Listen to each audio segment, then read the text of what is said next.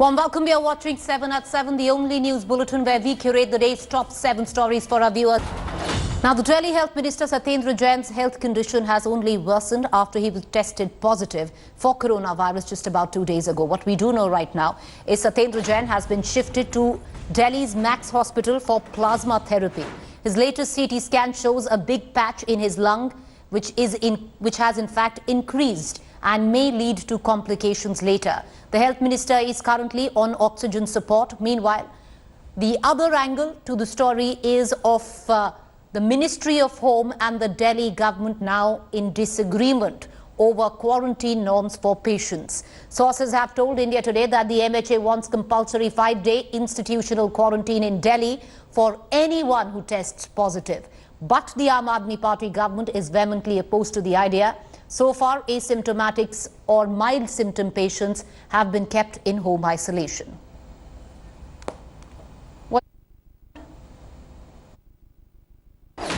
उनकी तबीयत थोड़ी सी आज उनका निमोनिया बढ़ गया। आज सिटी स्कैन उनका लेटेस्ट जो आया उसमें कम होने के बजाय निमोनिया के पैचेस जो उनके लंग्स में थे वो ज़्यादा बढ़ गए। सुबह से उनको थकान और ज़्यादा और गिडीनेस बढ़ने लगी। So two big developments right now. Development one, Satyendar Jain, the Delhi's health minister's health condition has deteriorated. He was positive corona in his second test. His first test had been negative. However, he was admitted to the Rajiv Gandhi Cancer Institute. There, his condition has worsened. His family has now asked the Delhi government to move the health minister to Max Hospital. The reason for this movement is that Max Hospital is one of the hospitals which is deputed to carry out trials with blood plasma. And that's one of the reasons, because there could be an eventuality that Satyendar Jain would need that plasma. The other big story, of course, is right now that what seemed right in the beginning to be both the state and the center, which is Delhi and the center coming together on the COVID crisis, there is a disagreement. I want to bring in Ankit Tyagi, my colleague, who joined this. Ankit, get us up to speed on both. Number one, how is the health condition of Delhi's health minister? If blood plasma is the issue, Ankit, then not just Max, even LNJP, which is a Delhi-run hospital, gives blood plasma. Why is it that Satyendar Jain has decided to go not to a Delhi hospital and hospital which is privately run? On the other hand, what's the latest coming in? Is the Delhi government going to agree to the 5-day institutional quarantine? Well, let me first apprise you of what Mr. Jain's condition is. He has been shifted to the Max Hospital just about half an hour back. And one reason, of course, was the plasma therapy, which only 3 hospitals in Delhi are approved, Max, LNJP and All India Institute of Medical Sciences. Though the government wanted him to be shifted to AIIMS, but what we have been told by highly placed sources is that his family has insisted that they want to take him to a private facility. Very recently, Mr. Jain has, just 2 days back, had lost his father-in-law, and post that the family is in a deep shock, and they wanted him to be immediately shifted to the Max Hospital, where we have been told that there is plasma available to be, in fact, given to Mr. Jain. His condition has deteriorated in the last 24 hours, specifically related to his breathing trouble. He is right now on maximum oxygen support, and apart from that, he has also developed infection in his lung and pneumonia. There is a patch which is growing in his lung that could lead to complications, because he is already diabetic and has hypertension. So that is why he has been shifted to the Max Hospital. Apart from that, as far as the order of the Ministry of Home Affairs is concerned, what we're picking up from the sources is that it has been specifically told by the MHA to the officers in the government of Delhi that a 5-day mandatory quarantine, compulsory quarantine, institutional quarantine will be required for anybody who tests positive in Delhi, whether you are asymptomatic or mild patient. The reasoning from the MHA is a guideline which has been sent by the Ministry of Home Affairs and Mr. Love Agarwal specifically, who has sent a letter to all governments saying that there could be a risk that people, those who are in home quarantine, if not done properly, pose to their family members and to their neighborhood. On the other hand, the government of Delhi is vehemently opposed to it, Preeti, because they believe that there is an already overburdened health system. Okay, Ankit, before I let you go, I want to ask you one quick question. Right now, where does it stand? If somebody in Delhi tests positive, he goes to an institutional quarantine. if he's asymptomatic, can he isolate at home? Which one of the two? Well, as of now, since no specific order from the MHA or the government of Delhi or the officers from the government of Delhi has been passed, so till the time that order comes, if you test positive today, you may be allowed, if you're asymptomatic, to stay at home. But remember, whenever the order comes, there will be a committee of doctors that may reassess your condition, and you might eventually be sent to a 5-day institutional quarantine. All right, so that could be a possibility. Right now, that order has not come in. When it does, Trust India Today to tell you more. Thank you, Ankit, for joining us. I want to quickly move on now. COVID infections in the national capital are approaching 50,000 mark. Mind you, what did Delhi Deputy CM say? That by the end of July, we could be actually facing 5.5 lakh COVID positive cases in Delhi, which would require 80,000 beds. In view of a requirement possibility of 80,000 beds, now 5-star hotels have been roped in.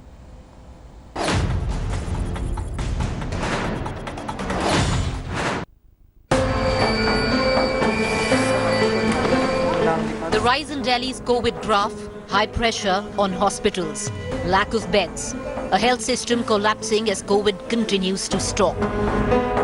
Unprecedented times call for unprecedented measures. Therefore now, some of Delhi's top 5-star hotels will serve as COVID facilities.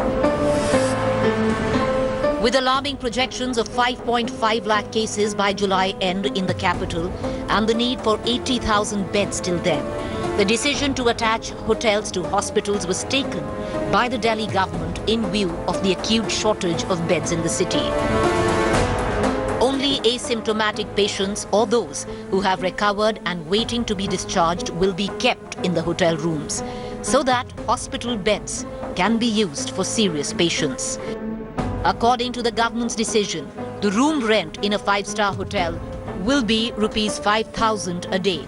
Besides, a maximum of rupees 5,000 a day can be charged for medical services, which will be all inclusive except for oxygen. An extra 2,000 rupees can be charged per day for provision of the oxygen cylinders. The overhead charges of food will be billable on actuals.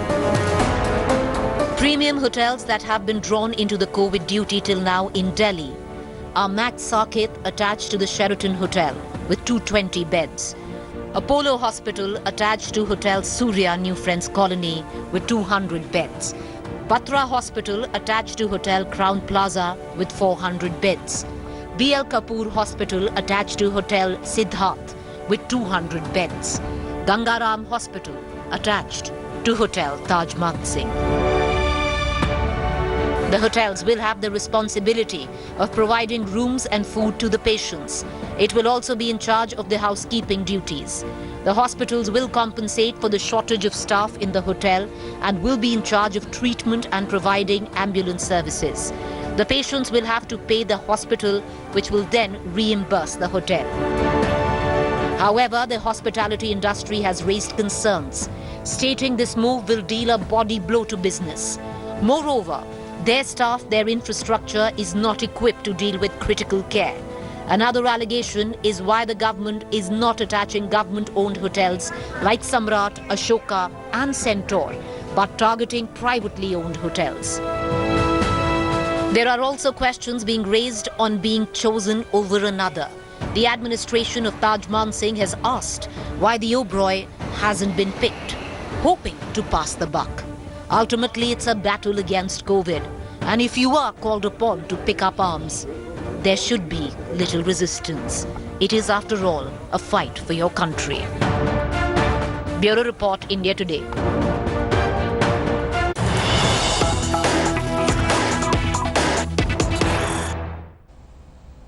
All right, let's take you now to the latest news break that is coming in. Now, there is an all-party meet on China. And in that meeting, word coming in, Sonia Gandhi, representing the Congress, has questioned the Prime Minister during the all-party meet. She has said, on which date did Chinese troops intrude into our territory? That's a question she's posed. She's further asked, when did the government find out about Chinese transgression?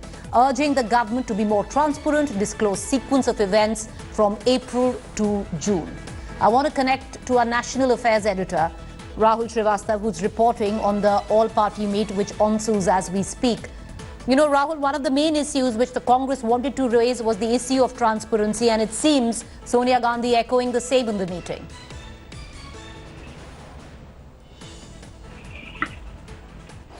Preeti, it's not just the Congress party. Across the political spectrum, political parties are demanding that transparency and sharing of information. What Sonia Gandhi has raised, that when did the government find out there was an intrusion? Weren't satellite pictures coming on a regular basis to the government? What did the government do? Why wasn't information shared earlier? Now, these are the points exactly what Mamata Banerjee is planning to share as far as this meeting is concerned. I've spoken to senior leaders in the TMC. They are saying that over the last 22 years of the TMC history, the party has, on diplomatic and strategic issues, stood behind the government. But why wasn't there a transparent sharing of information? So transparency is becoming a big issue. All the political parties are expressing solidarity with the soldiers, paying homage to the martyrs. They are saying that they back the government rock solid as far as strategy and diplomatic issues are concerned. But there needs to be more information. There is also a sense of anger over the fact that certain political parties have been omitted. For example, the most glaring being, Preeti, one would like to mention, is the RJD. RJD has 5 members of parliament, fits the criteria. And also remember that the regiment there in Galwan is the Bihar regiment. So the RJD being kept out is curious. Also, right now the focus is on the Indo-Nepal border. And Indo-Nepal border has a long stretch in Bihar. So RJD had a relevance as far as this meeting is concerned. So that omission does not make a lot of sense. That is why eventually what political parties are going to do is going to stand behind the government on whatever the sense of resolution or sense of the political national sense that emerges from this meeting. But the fact is, will it be a one-off affair on a critical issue like China standoff? Will the government remain transparent and keep the channels of information open to all political parties? Yes, with us, Rahul. Appreciate you joining us. There's more news coming in, and we'll bring in Anand Patel on that. Sharad Pawar has now stressed that issues of whether soldiers carried arms or not are decided by international agreements, and we need to respect such sensitive matters. All right, so this is Pawar on troops. That one needs to. There's a huge row which is erupted, political as well, on questioning why is it that if our soldiers were carrying arms, did they not fire? Now, Sharad Pawar in the meeting has stressed that issues of whether soldiers carried arms or not are decided by international agreements, and we need to respect such sensitive matters. I want to cut across back to Rahul Srivastava on this. You know, Rahul, it's interesting because it seems, okay, we don't have Rahul Srivastava anymore. We're going to try and get in a reaction on this because prima facie, if you go by this statement, it seems Sharad Pawar is contradicting the Congress, his alliance partner, because he seems to be towing the government line, which seems to suggest that one must follow established protocol in terms of agreements, whether our soldiers carry arms or if they use them. The Congress, on the other hand, if you remember, Rahul Gandhi has outrightly questioned why is it that our men were not carrying arms.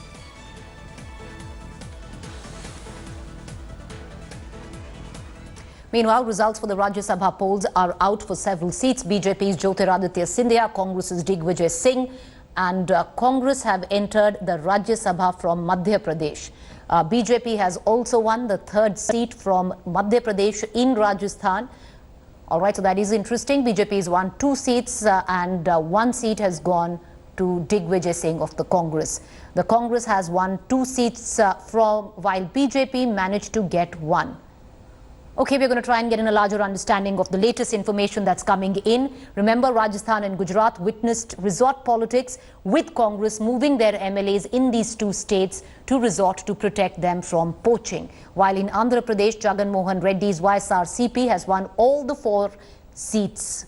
In Manipur, the Bharatiya Janata Party has won the lone Rajya Sabha seat in Manipur, and BJP candidate Lai Samba Sanajauba has defeated Congress's Mangi Babu, while NPP's Karluki has entered the upper house from Meghalaya. The results for close contest in Gujarat are expected any moment now. But that's the latest that we're getting in. Let's listen in to all the reactions. Central महामंत्री के वेणुगोपाल जी को, हमारे नौजवान साथी नील गांधी जी को बधाई देना चाहूँगा कि बहुत शानदार मतों से वो विजय प्राप्त हुए हैं। ये हमारी विजय श्रीमती सोनिया गांधी जी व राहुल गांधी जी के नेतृत्व में कांग्रेस की पॉलिसी, प्रोग्राम, प्रिंसिपल की विजय है।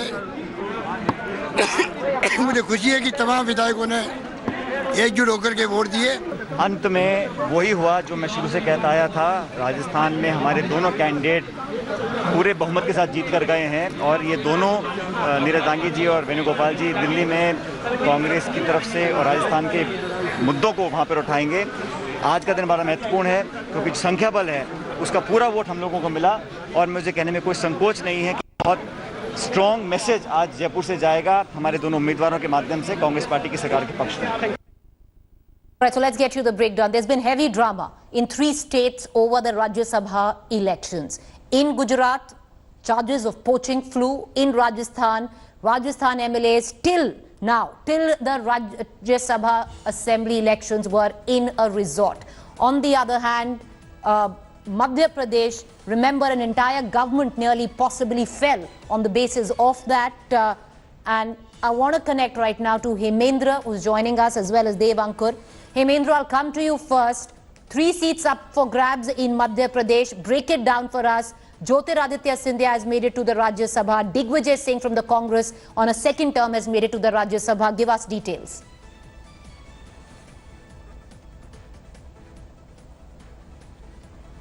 Hemendra, can you hear me?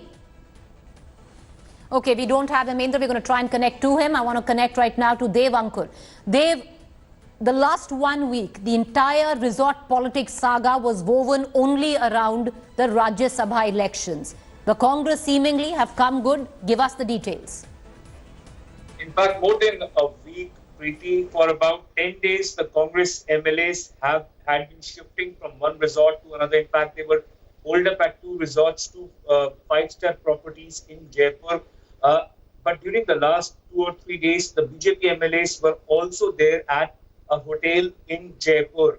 The contest was never an evenly won. Everyone who had been in the know knew for the fact that the Congress had the numbers. It had on its own 102 MLAs in the Rajasthan Assembly. Apart from that, it had the support of 18 MLAs, including 13 independent MLAs. So clearly, the Congress, which had 107 of its own, and the independents knew that both its candidates, K.C. Venugopal and Neeraj Dangi, will sail through. The BJP on its own had only 72 candidates, and therefore, this was a mystery. Why did the BJP put up a second candidate? And that is what had led to, a kind of feathers flying in the Congress camp, because there were speculations that the BJP may try to engineer defections in the Congress camp. And that is what was put up by the Congress. In fact, there were serious allegations also made. The Congress chief minister himself going on record mentioning that 20 to 25 crores of bribes were offered to the Congress and independent MLAs. But there was a clear direction by the Congress High Command that come what may, both of these Congress candidates will have to sail through. And one witnessed that both the party and the government came together in terms of the pilot camp and the Gehlot camp coming together in trying to ensure that the candidates go through. There was also speculation that this was being done because of the internal rift in the Congress camp, with Pilot and Gehlot not getting along together very well. But clearly, both the party and the government wanted this to be ensured that both the Congress candidates sail through, and this happened as per the plan. The Congress candidate K.C. Venugopal got 64 seats, Right. seats, whereas 64 votes, whereas the other candidate got 59 votes as compared to the 54 votes that the BJP candidate got. All right, thank you for joining us. We're going to come back to you for more, Dev. So details just coming in. Any minute, what we are expecting is also the Gujarat tally. Mind you, 3 states were on tether hooks. In Madhya Pradesh, practically a government was nearly pulled down. Many would suggest of one of the reasons being the Rajya Sabha elections. There was resort politics for 10 days. MLAs holed up in resorts in Rajasthan. That seems to have won the day for Congress. They've won 2 seats. And in Gujarat, results are still expected with massive poaching allegations flying thick and fast. Meanwhile, more breaking news coming in. We're getting in more news from the all-party meeting that is underway. We get you what party heads have said in the meeting. From the DMK, MK Stalin says, we're united when it comes to patriotism. Welcome recent statements by Prime Minister on the China issue. So that's been an endorsement coming in from DMK. Mayawati appreciated the detailed presentation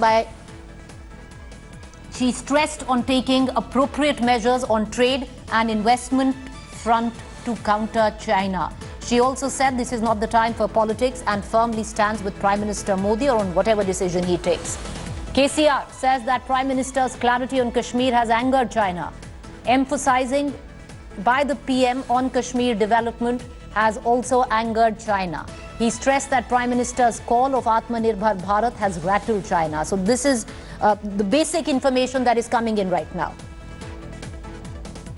All right. With that, it's a wrap on this edition of news. Do stay tuned. News and updates continue on the other side.